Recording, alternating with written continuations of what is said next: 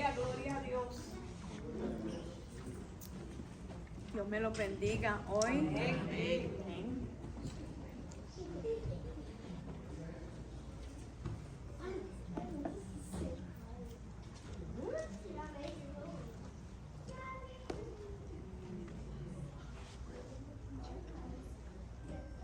Asegurándome que todo esté en su sitio. Amén. Vamos a comenzar la clase orando, ¿verdad? Pidiéndole al Espíritu Santo que me dé la dirección, que me dé sabiduría, que me dé unción y que me dé gracia para este estudio. Amén. Amantísimo Padre Celestial, delante de tu presencia estoy. Primeramente, Señor, dándote gracias por esta oportunidad que tú nos das, Señor. Una oportunidad más para aprender de tu palabra, Señor. Porque tu palabra, Señor, es vida, Padre. Tu palabra, Señor, nos ayuda a caminar más cerca de ti, a conocerte más y, Señor, vivir por esta palabra, Señor. Que hoy en día, Señor, tanto la necesitamos. Ahora te pido, Espíritu Santo, Señor, que tú me uses como vaso, Señor, para tu honra y para tu gloria, Señor, porque la gloria siempre es tuya, Señor. Te pido que esta palabra que vayamos a aprender hoy, Señor, que tu Espíritu Santo, Señor, la grabe en el corazón y en la mente de cada persona como tú lo has hecho conmigo, Señor. Porque cuando uno empieza una clase, Señor, yo soy la primera que la tengo que leer y, Señor, aprendo mucho de tu palabra, Señor. Ayúdame, Señor, a transmitir, Padre, lo que tú tienes para tu pueblo. En el nombre de Jesús te lo pido. Amén. Amén. El estudio bíblico de esta semana es el número 25. Una iglesia en avivamiento. La base bíblica se encuentra en Hechos 11 del 19 al 30. El pensamiento central, léemelo, Diana. Dice aquí, los modelos funcionales se deben reproducir o copiar. Amén. El texto áureo, Aileen. Y la mano del Señor estaba con ellos, y gran número creyó y se convirtió al Señor. Amén. Gloria a Dios. Este estudio empieza a mediato de un capítulo, porque este estudio empieza desde Hechos 11 del 19 al 30. Pero ¿qué pasó en los versículos anteriores? Yo se los resumí. En Hechos 11 del 1 al 18, en este pasaje, Lucas narra cómo la iglesia de Jerusalén reaccionó ante la conversión de los gentiles en la casa de Cornelio. Si ustedes saben, la semana pasada yo tuve a Cornelio presente aquí y él testificó de lo que había pasado en su vida. Pero cuando Pedro regresó a Jerusalén, algunos creyentes judíos lo criticaron por haber entrado a la casa de hombres incircuncisos y haber comido con ellos. Pedro responde explicándole a ellos con mucho detalle lo que sucedió aquel día en aquella casa con aquella gente. Él primero comienza contándole de la visión que él estuvo en Jope, en casa de el curtidor, donde Dios le mostró un lienzo que estaba lleno de animales que eran considerados impuros y le dijo, mata y come. Al oír esto, los creyentes comprendieron que Dios también había concedido el arrepentimiento y salvación a aquella gente que estaban en Cesarea. Entonces glorificaron a Dios, reconociendo que la gracia del Evangelio no estaba limitada y exclusivamente solo para los judíos, sino que también el evangelio era para todas las naciones. Pero ahora llegamos a la lección que hoy, el relato de la historia que vamos a aprender de Hechos 11 del 19 al 30. Primeramente, vamos a hablar de una iglesia que se estableció en Antioquía de Siria. Si me pones el otro slide. Antioquía de Siria, si ustedes ven aquel círculo que está allí, ahí era que se localizaba esa iglesia. Pero ¿cómo llegó el evangelio a ese lugar? Si el evangelio comenzó acá abajo, en Jerusalén, hay muchas millas entre medio.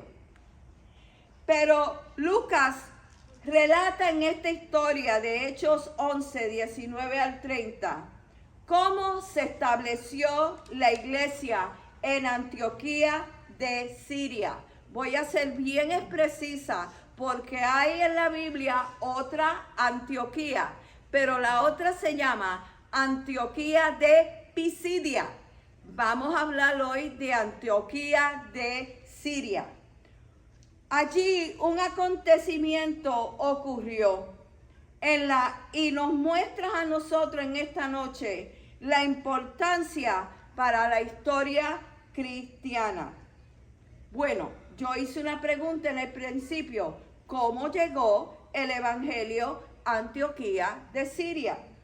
A causa de la persecución que hubo cuando la muerte de Esteban, muchos creyentes se fueron de Jerusalén, se dispersaron y llevaron el evangelio a otros lugares, tal como Fenicia, el círculo que está allí, Chipre, el otro círculo que es una isla grande, y llegó a Antioquía de Siria.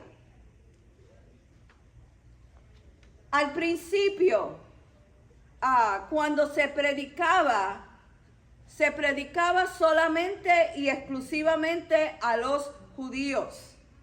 Pero algunos hermanos que habían en Chipre, la isla que yo les mostré ahí, y Cirene se encuentra, yo no sé si lo van a poder ver ahí, pero se encuentra en la costa de África, que ahora mismito se conoce como Libia.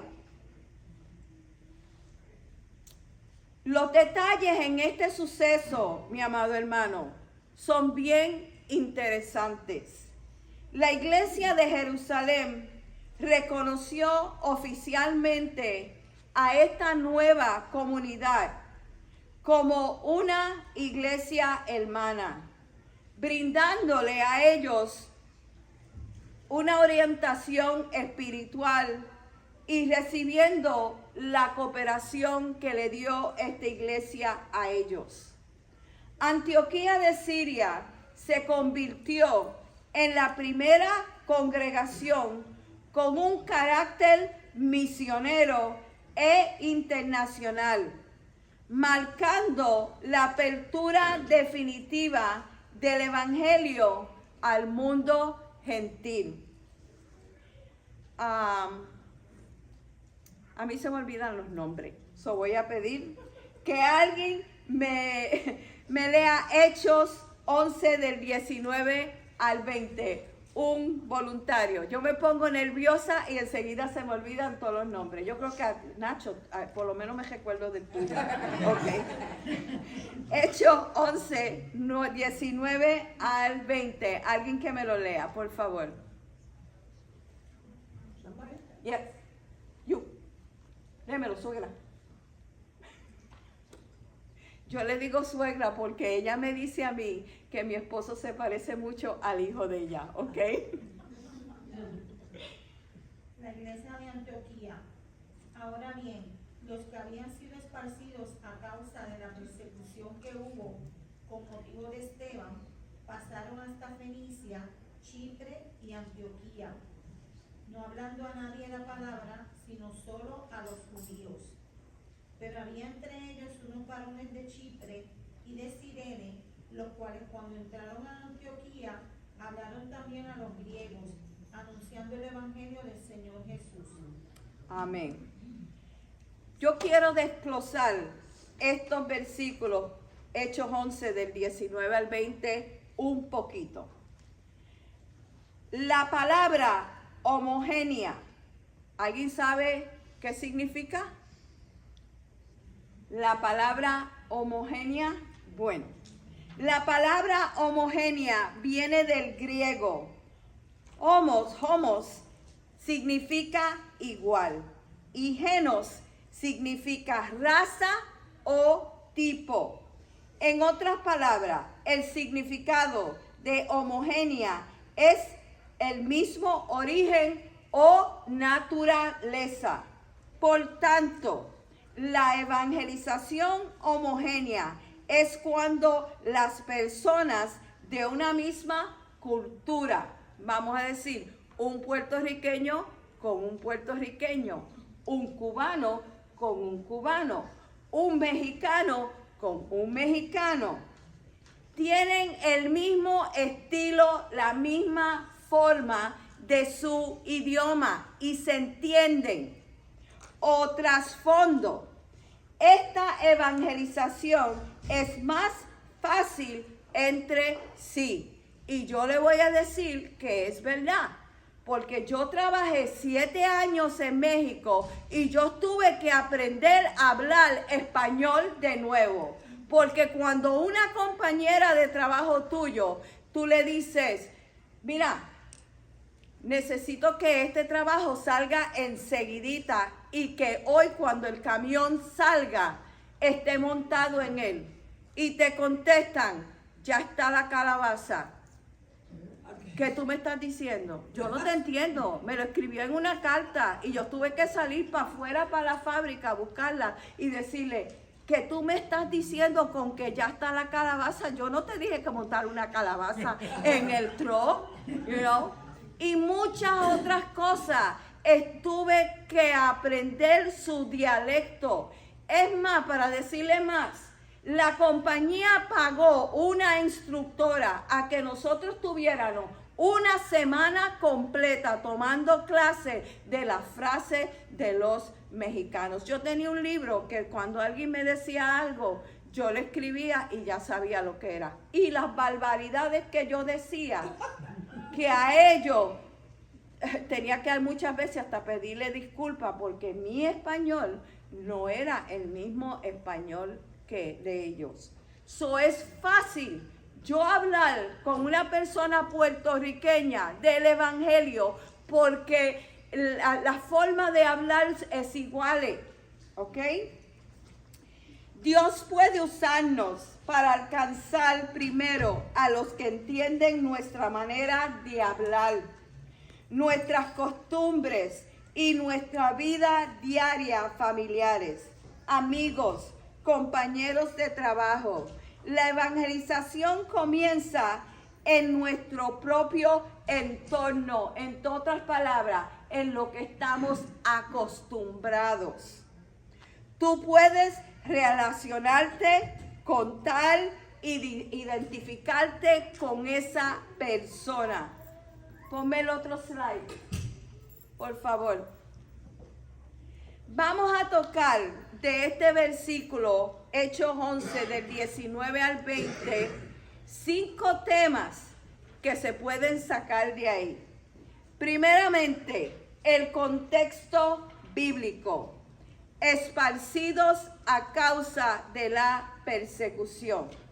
Sabemos ya que después de la persecución, cuando Esteban murió, muchos creyentes tuvieron que huir de Jerusalén. Lo que parecía una tragedia fue usada por Dios para esparcir la palabra.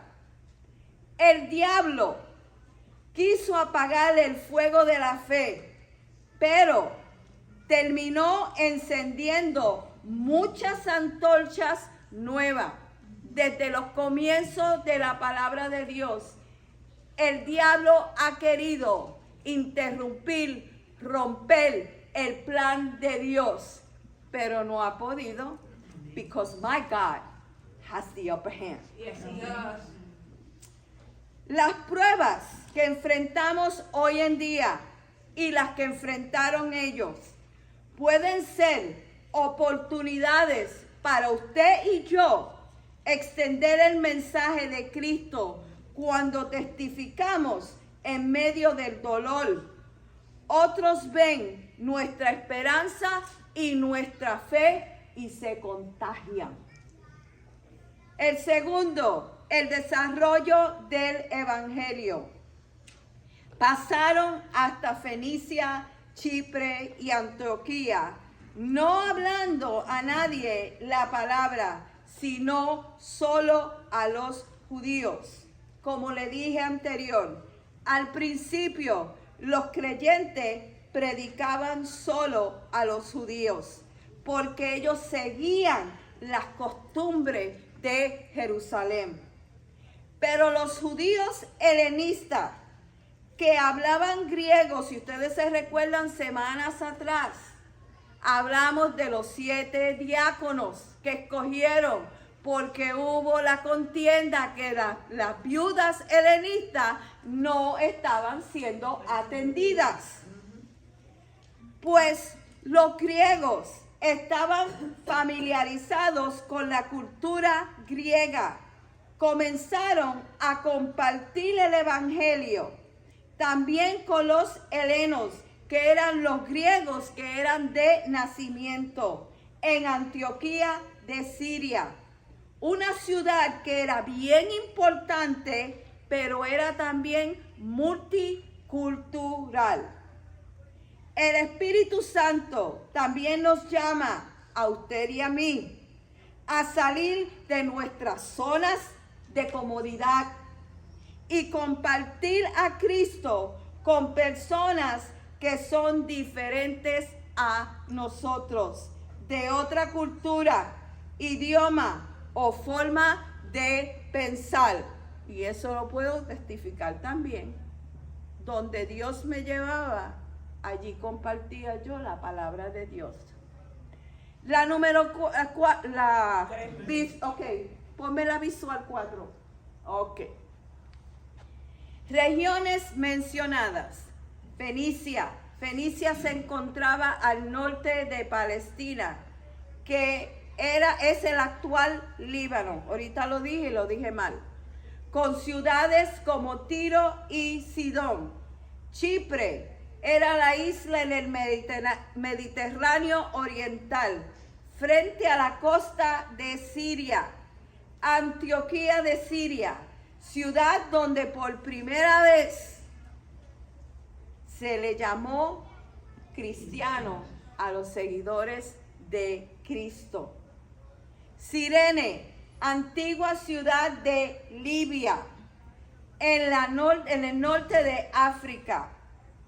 Así como Dios usó de diferentes lugares para fundar nuestras iglesias, Él también usa nuestra diversidad actual, países, acentos, dones, edades, para el evangelio siga cruzando las fronteras.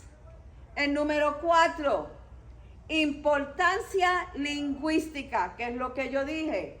Somos todos latinos, pero cada nacionalidad tiene su propia, ¿cómo se dice? Forma de hablar, Dialecto. ¿verdad? Y dialecto.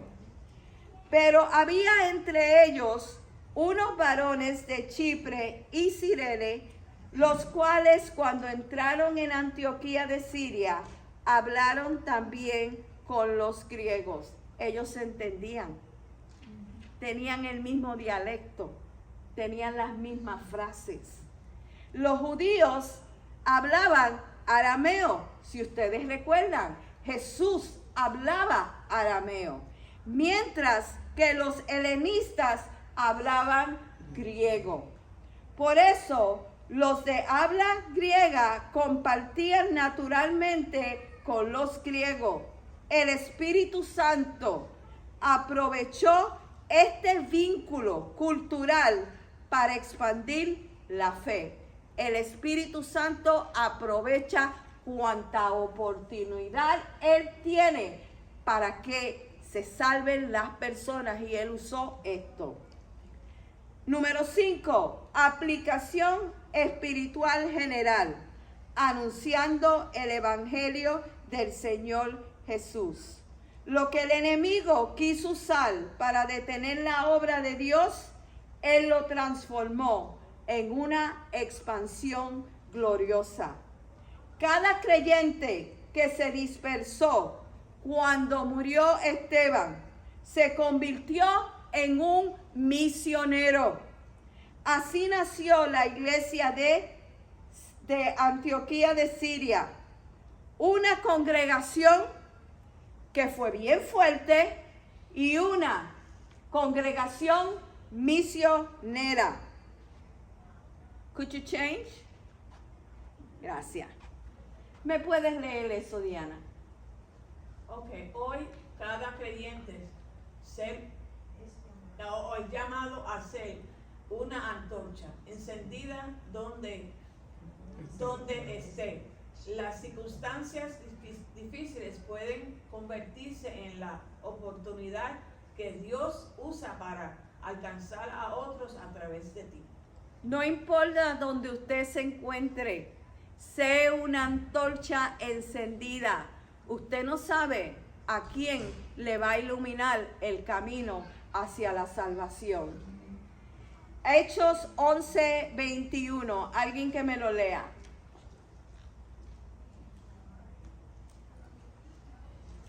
Ligerito, please. Y la mano del Señor estaba con ellos, y gran número creyó y se convirtió al Señor.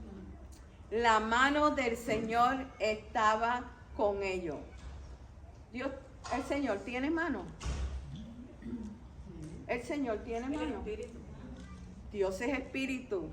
Es un hebraísmo lo que ahí se está diciendo. El judío tenía su forma de escribir, y eso se lo puedo decir porque la clase de hermenéutica, interpretación de la Biblia, la doy yo y aprendí eso. Dios no tiene mano, pero lo que quisieron decir es que favorecían, que estaba con ellos y los favorecían. El crecimiento de la iglesia en Antioquía de Siria fue evidente porque Dios respaldó su obra. No se trató simplemente de métodos humanos, sino de una misión guiada y aprobada por el Espíritu Santo. Cuando Dios le dijo a Moisés que caminara, Moisés le dijo en una ocasión: si tu presencia no va conmigo, de aquí yo no me muevo, yo no voy para ningún lugar, no me saques de aquí. Eso se encuentra en Éxodo 33:15. Sin la presencia de Dios, cualquier esfuerzo, hermano, que usted y yo hagamos, por grande o bien intencionado que parezca, va a resultar en fracaso. Porque Dios tiene que estar presente en todo lo que hagamos. En Antioquía se cumplió el respaldo divino por dos señales claras. Una, la mano del Señor estaba con ellos. El favor de Dios estaba allí. Dios obraba mediante milagros, sanidades y manifestaciones visibles de su poder. Y muchos creyeron y se convirtieron al Señor. El fruto espiritual en aquella iglesia era evidente y era auténtico. El crecimiento numérico de la iglesia fue consecuencia natural de la obediencia a Dios, no de estrategias humanas. No de ellos querer hacer cosas para atraer la gente. En otras palabras, la presencia y la aprobación de Dios son esenciales para que toda obra cristiana tenga un verdadero éxito. Cámbiamelo. Aquí tengo 3 puntos que quiero desglosar con ustedes. Número 1, alcanzar nuestros nuevos grupos y comunidades. Así como en Antioquía se cruzaron fronteras culturales, hoy la iglesia puede extenderse a grupos o colonias específicas que necesitan el evangelio. Comunidades que pueden ser marginadas o en situaciones de vulnerabilidad. Yo vengo de Puerto Rico, de una iglesia que le gustaba hacer trabajo personal. Y si usted no lo cree, nosotros nos metíamos hasta La Perla, que eso tiene más que una entrada, hasta La Perla a evangelizar. Íbamos a otros sitios que nos decían, no se metan ahí, a unos caseríos, y allí estábamos nosotros metidos, tocando puerta por puerta. Algunas veces en sitios que tienen sus propias casas, urbanizaciones y todo eso, éramos más inefectivos que en esos sitios que había esa necesidad espiritual y nos recibían. Sin embargo, en otros lugares que tenían sus buenas casas, sus buenos carros, tú tocabas las puertas y no te atendían. O estaban muy ocupados. No, yo no quiero saber de eso. Pero en esos sitios que a donde había la necesidad y había el temor de que podré salir yo viva de aquí, habrá de momento un tiroteo o algo, porque eran sitios malos. Sin embargo, nos recibían y hasta entrábamos a la casa de ellos. ¿Ok?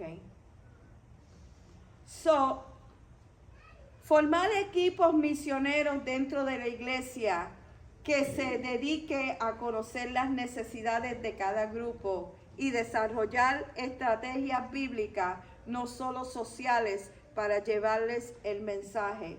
Esto que hace nuestra iglesia, el Food Bank, es una oportunidad grande para que uno evangelice esas personas. Y se debe hacer, no sé si lo están haciendo, pero yo creo que yo he visto a Javier hablando con las personas en los carros. Número 2, discernir las tácticas del evangelio. Satanás siempre busca detener el avance de la iglesia. Algunas de sus tácticas actuales incluyen distracciones con actividades sin propósito espiritual, desunión interna y conflictos personales, enfriamiento espiritual por falta de oración y la palabra, que la persona se enfoque excesivo en lo material o en el crecimiento numérico sin fundamento espiritual, desánimo ante la persecución o la falta de resultados rápidos. Tenemos que establecer momentos de intercesión y momentos como ahora, que ustedes están estudiando la Biblia en la iglesia. Confrontar estas tácticas en oración, unidad y dependencia del Espíritu Santo. Número 3, transformar el mal en bien para la obra. Dios puede usar las pruebas para expandir su reino, como hizo con la persecución que dispersó a los creyentes y llevó el evangelio a nuevas regiones. Una crisis económica o social puede abrir oportunidades para que nosotros le ministremos a los necesitados ganando ese corazón y esa vida para Cristo. El respaldo de Dios no se compra ni se fabrica. Se obtiene en obediencia, oración y dependencia del Espíritu Santo. Cuando la iglesia actúa bajo la dirección de Dios, con unos corazones dispuestos, el resultado será el mismo que aquella iglesia en Antioquía de Siria. La mano del Señor estará con ellos, y muchos creerán y se convertirán al Señor. Alguien que me lea Hechos 11, 22 al 24. Tina. Llegó la noticia de estas cosas a oídos de la iglesia que estaba en Jerusalén, y enviaron a Bernabé que fuese hasta Antioquía. Cuando llegó y vio la gracia de Dios, se regocijó y exhortó a todos a que con propósito de corazón permaneciesen fieles al Señor, porque era varón bueno y lleno del Espíritu Santo y de fe, y una gran multitud fue agregada al Señor. Cuando la iglesia de Jerusalén se enteró de lo que estaba pasando en Antioquía de Siria con estos gentiles, decidieron enviar a Bernabé para que observara qué estaba sucediendo en aquella iglesia. Recuerde que Bernabé, nosotros habíamos hablado anteriormente de él en la historia de Zafira y Ananías. Él vendió una propiedad que él tenía y se la dio a los apóstoles. En verdad su nombre era José, pero los apóstoles lo llamaron Bernabé, que significa hijo de consolación o el que ama y fortalece. Este hombre que hablaron aquí de él, que decían que era un varón bueno y lleno del Espíritu Santo y de fe. Qué bueno es cuando tú oyes que alguien habla de otra persona de esa misma forma, ¿verdad?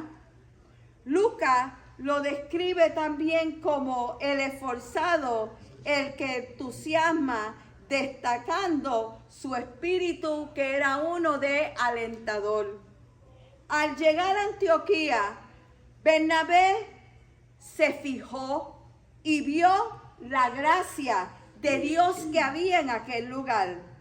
Es decir, reconoció con un gozo que tenía adentro por las evidencias que él veía en la obra que estaba allí. Él veía con sus ojos las conversiones. Él veía con sus ojos los milagros y las vidas que estaban siendo transformadas en aquella iglesia por el poder del Espíritu Santo.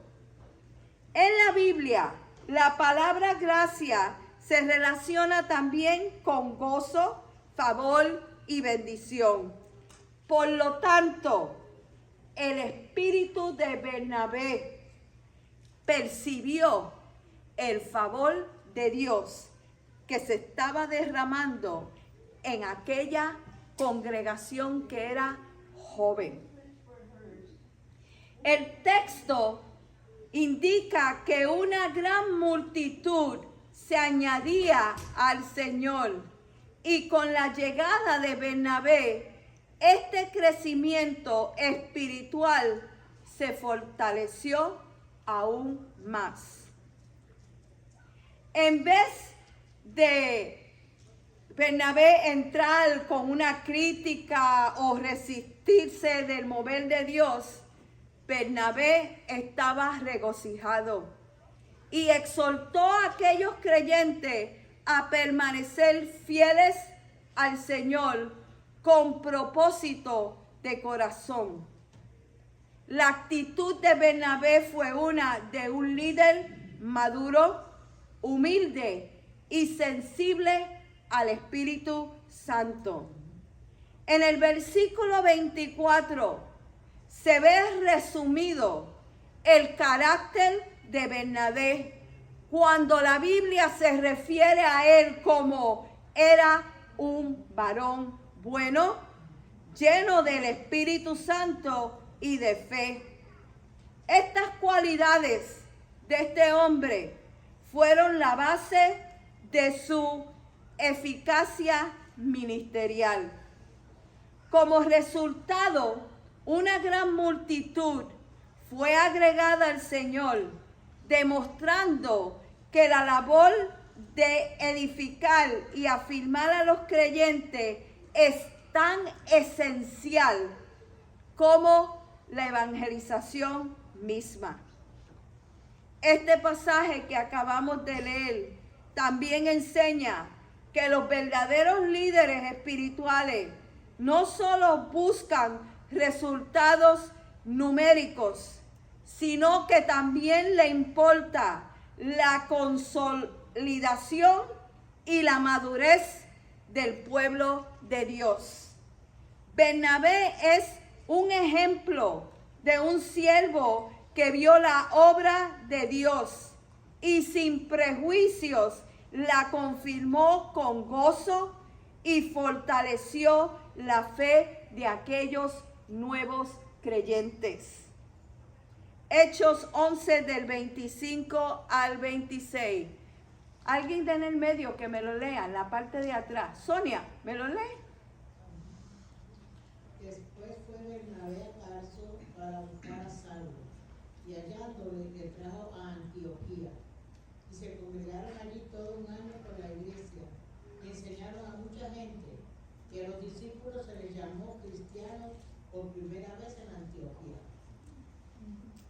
Después de ver el crecimiento espiritual de aquella iglesia en Antioquía de Siria, Bernabé reconoció una cosa, que no bastaba con ganar nuevos creyentes, sino que era esencial, era imprescindible formarlos y discipularlos en la palabra de Dios. Bernabé tenía una visión, y esa visión, porque él era sensible al Espíritu Santo, Bernabé comprendió el momento que vivía aquella iglesia y la urgente necesidad de establecer una base sólida de enseñanza cristiana.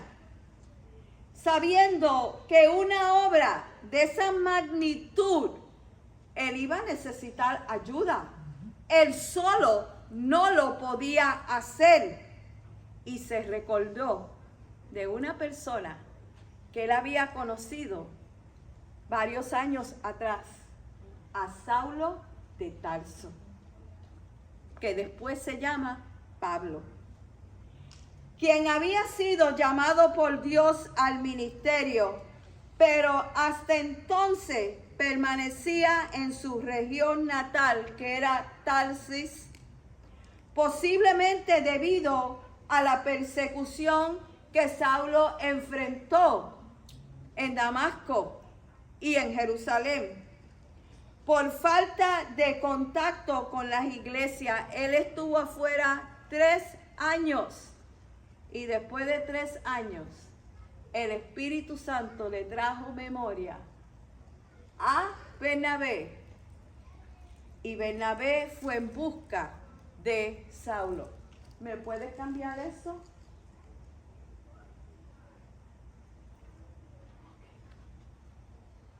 De Antioquía viajó él a donde está aquello verdecito, aquel cuadrito, a Tarsis, a buscar a Saulo.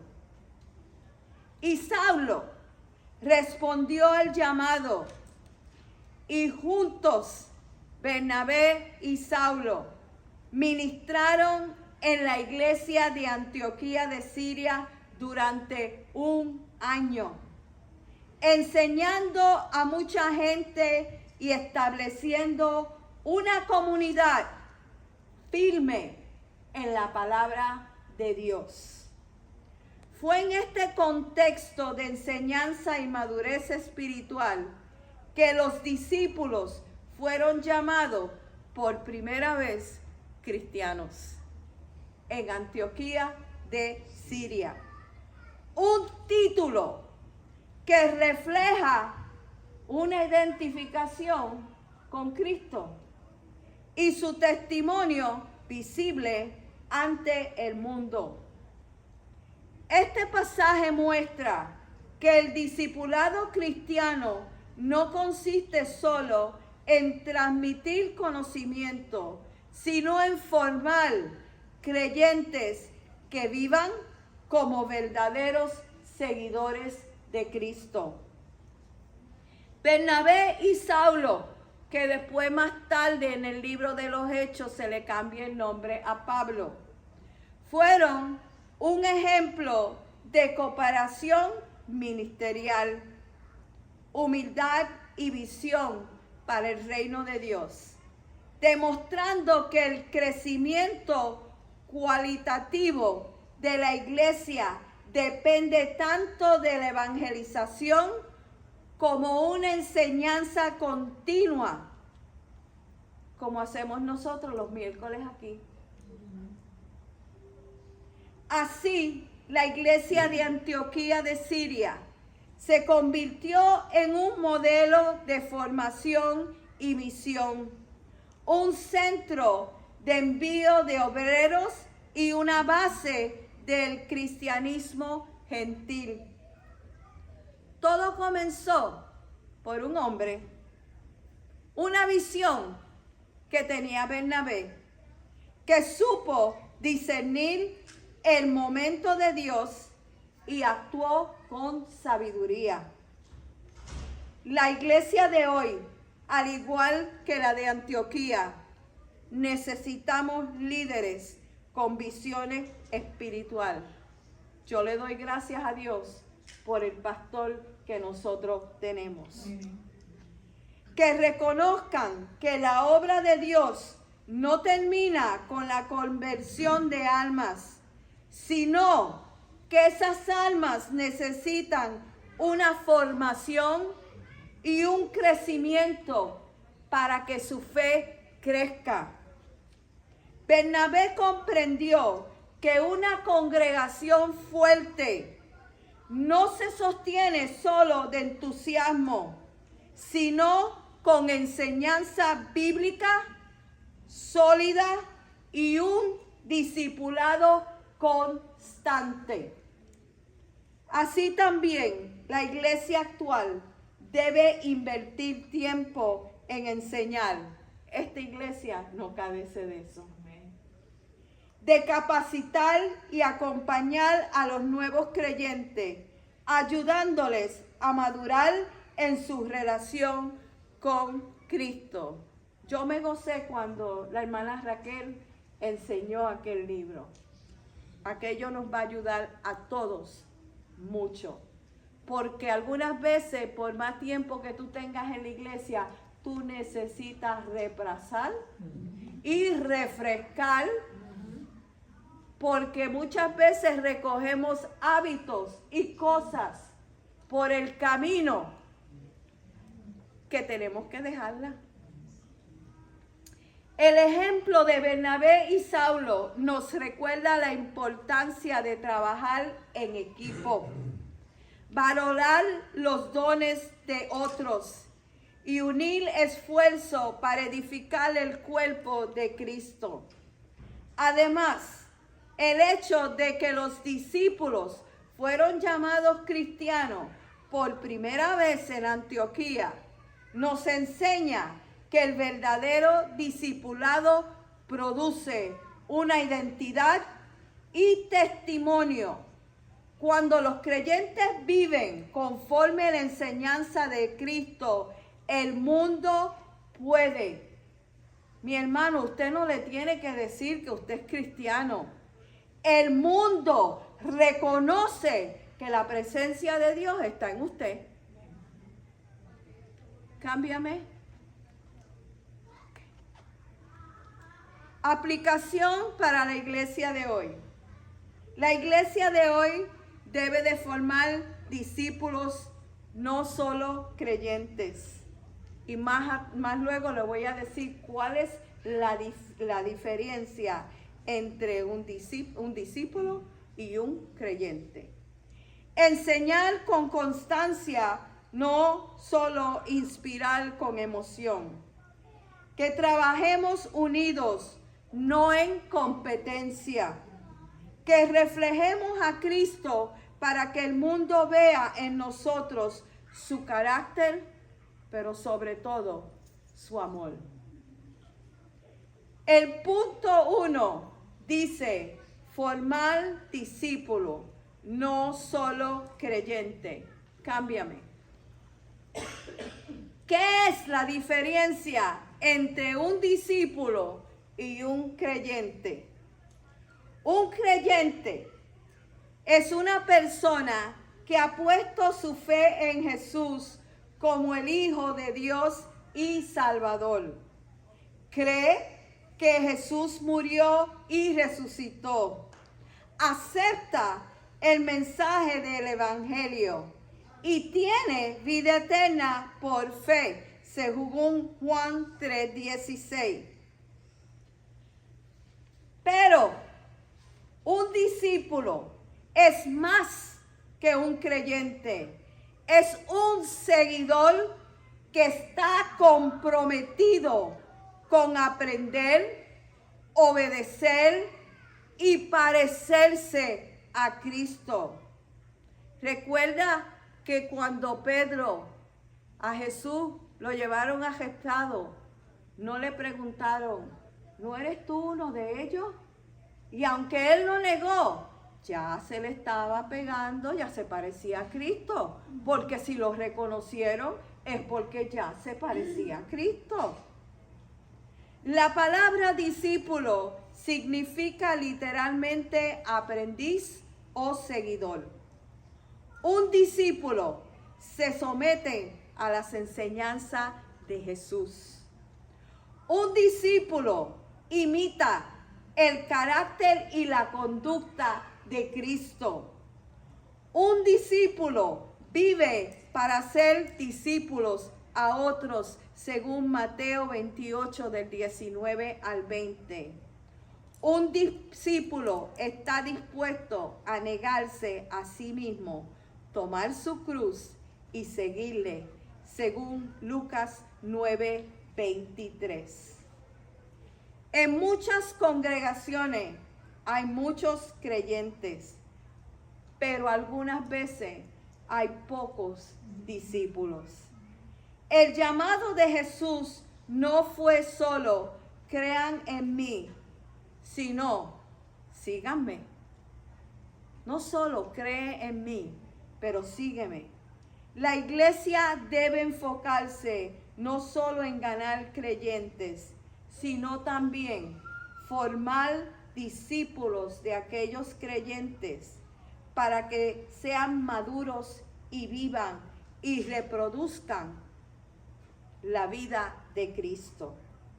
Vamos a leer Hechos 11:26. Alguien en este lado que me lo lea. 11:26. ¿Quién es valiente y lo lee? 11:26. Pero léemelo de nuevo. Y se congregaron allí todo un año con la iglesia y enseñaron a mucha gente, y a los discípulos se les llamó cristianos por primera vez en Antioquía. Amén. El origen del nombre cristiano. Ese origen fue dado por los gentiles en Antioquía, no por los propios discípulos. El nombre cristiano significa pertenecer a Cristo o seguidor de Cristo. Refleja que los cristianos, los creyentes, hablaban, actuaban y vivían como Jesús. Aunque los evangelios aún no estaban escritos en ese momento, las historias de Jesús se circulaban oralmente. En otras palabras, yo hablaba con el hermano Valentín y yo le hablaba de todo lo de Cristo.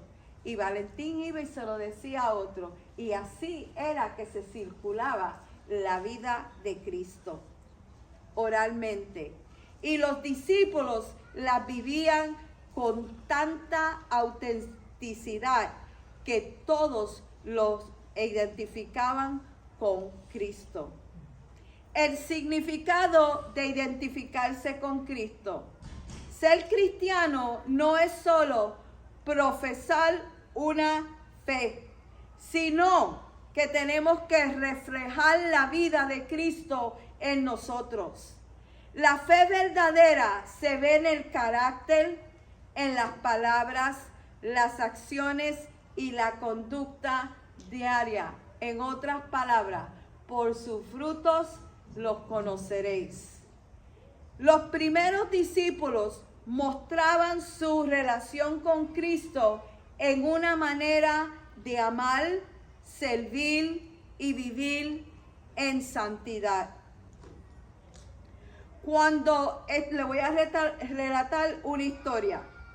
Cuando un soldado llamado Alejandro se mostró cobarde, el general Alejandro Magno le dijo: compórtate como un verdadero soldado o cámbiate aquel nombre. No estaba reflejando lo que Alejandro era en verdad. Y no estoy hablando de tú, Alejandro.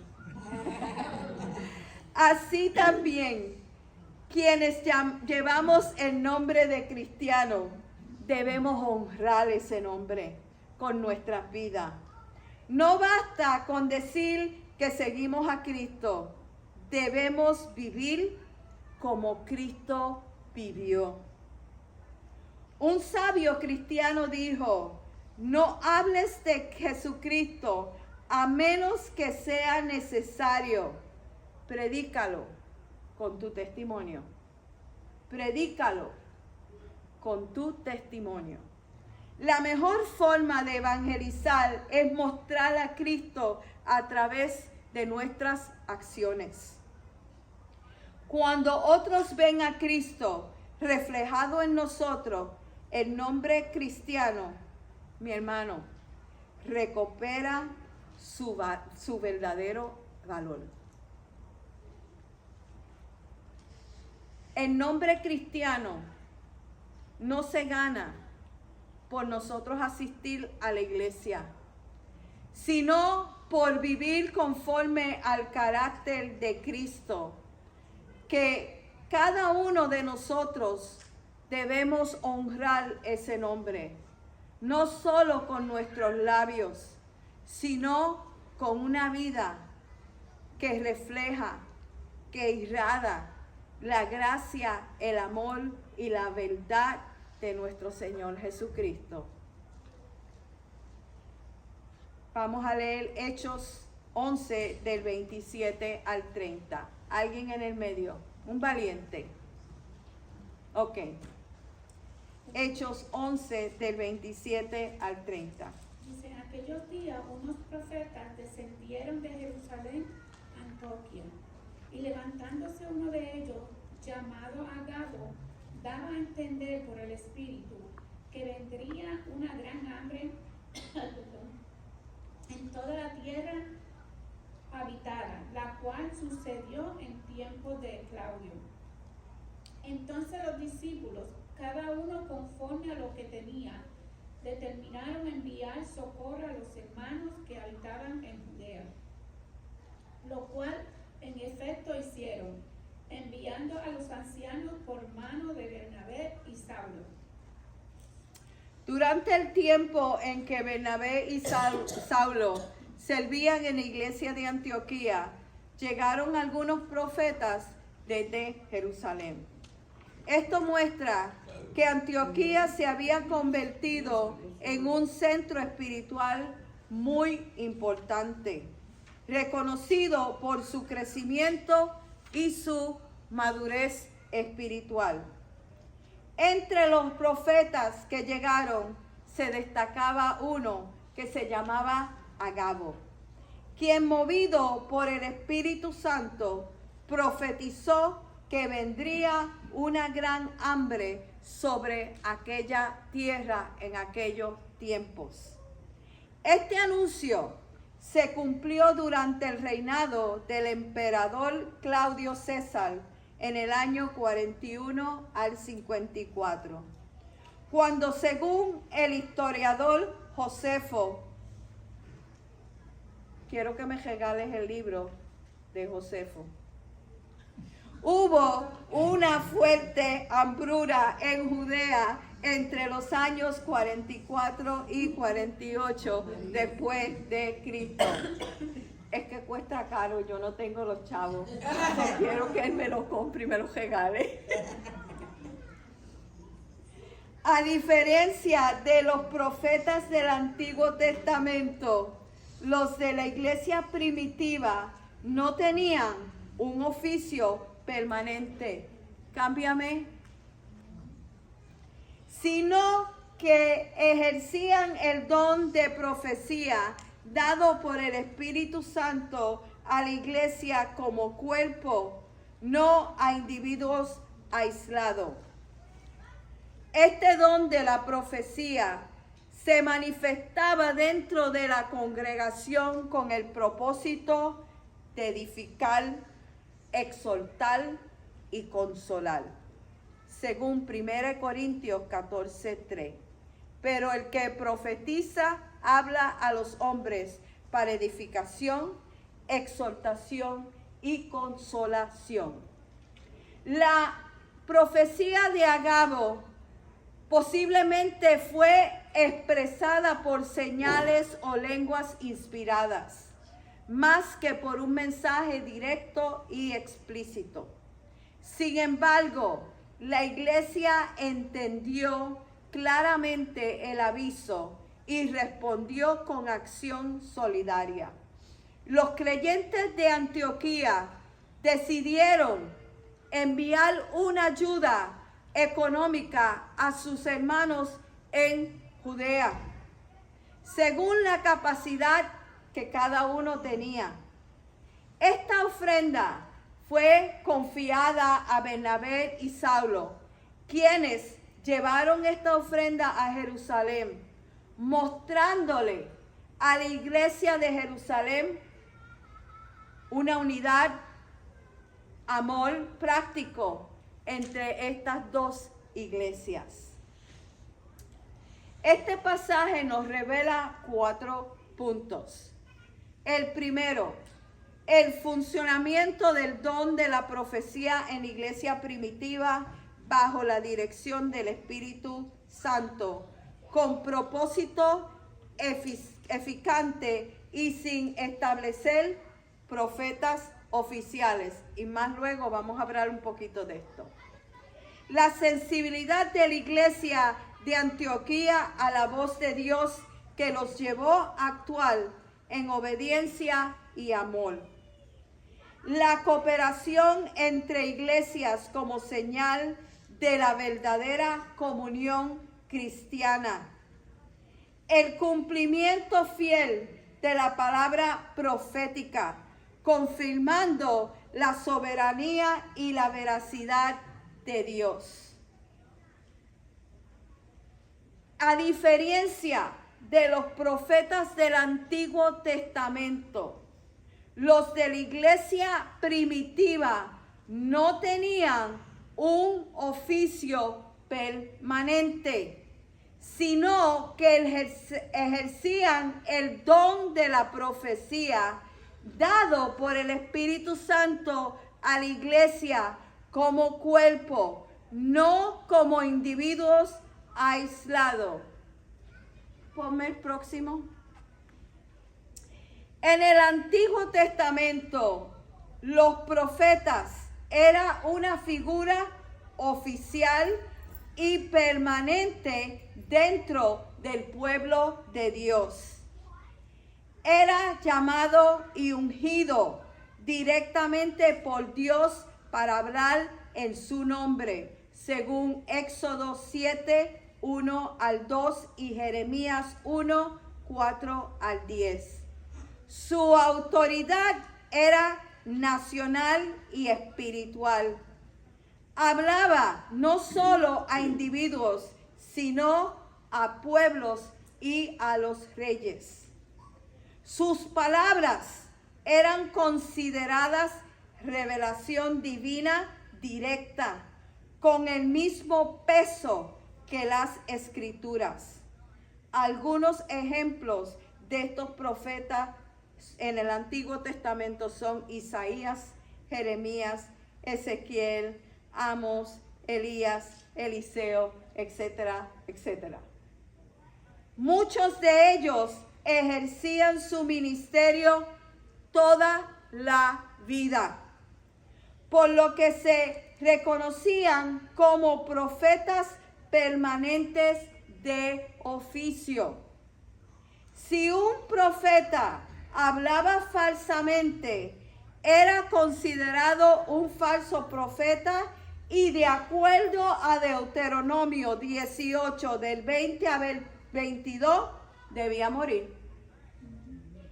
En resumen, el profeta del Antiguo Testamento ocupaba un cargo oficial y su palabra tenía autoridad normativa, es decir, podía establecer dirección, corrección o juicio, pero tenía que ser de parte de Dios.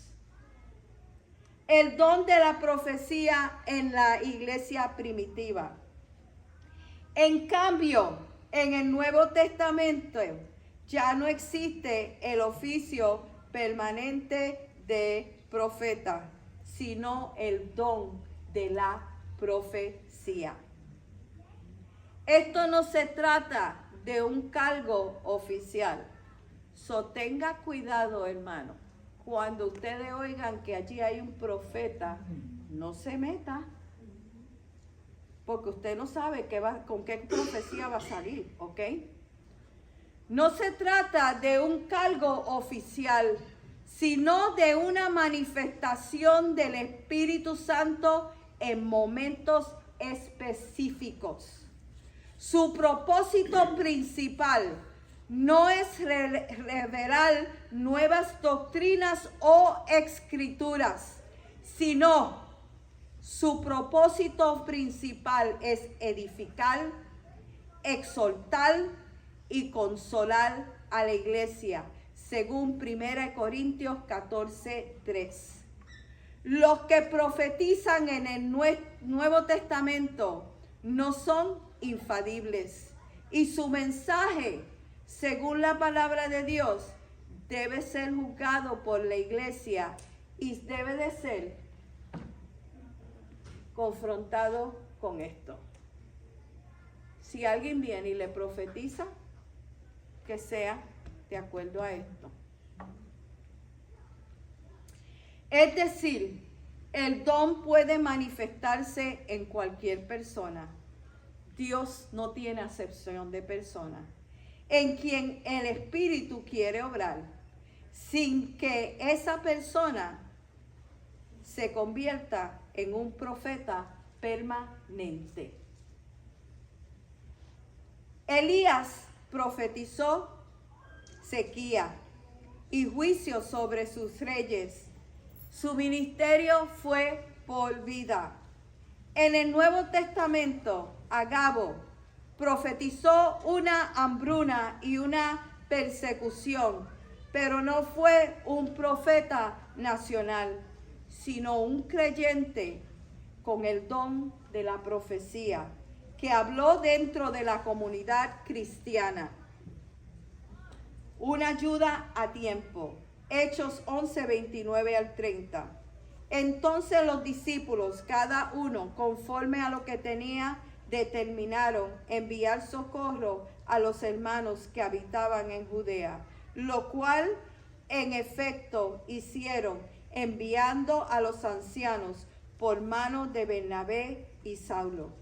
La iglesia de Antioquía de Siria se destacó por su sensibilidad espiritual y su generosidad cristiana. ante la profecía de Acabo que anunciaba un tiempo de hambre, los creyentes de allí no se quedaron indiferentes, sino que respondieron con prontitud y amor, enviando ayuda a aquellos hermanos de Judea. ¿Con qué esto concluyo? La iglesia de Antioquía de Siria se levantó como un ejemplo brillante del poder transformador del evangelio. Nació en medio de una persecución cuando creyentes dispersos comenzaron a compartir a Cristo con los griegos, demostrándole que el mensaje de salvación era para todas las naciones. Fue la primera iglesia verdaderamente internacional, donde judíos y gentiles adoraban y servían juntos bajo la guía del Espíritu Santo. Bernabé, un hombre bueno, lleno de fe y del Espíritu Santo, fue enviado desde Jerusalén para fortalecer aquella nueva congregación, y con una visión espiritual reconoció la gracia de Dios en ellos y fue en búsqueda de Saulo para ayudarle en la enseñanza. Ambos edificaron una iglesia que era firme en la palabra, activa en el amor y comprometida con la misión. Las características sobresalientes de la iglesia de Antioquía fueron la presencia del poder de Dios, la instrucción sólida en la fe, la compasión hacia las necesidades y la pasión por el evangelizar al mundo. Su generosidad al enviar ayuda a los hermanos en Jerusalén mostró que el verdadero discipulado se expresa en amor práctico. En Antioquía, los creyentes fueron llamados por primera vez cristianos, porque su vida verdaderamente reflejaba a Cristo. Así también, la iglesia de hoy está llamada a imitar este modelo, ser una comunidad unida, guiada por el Espíritu Santo, firme en las enseñanzas, generosa en el servicio y fiel en la misión. Dios me los bendiga en esta noche.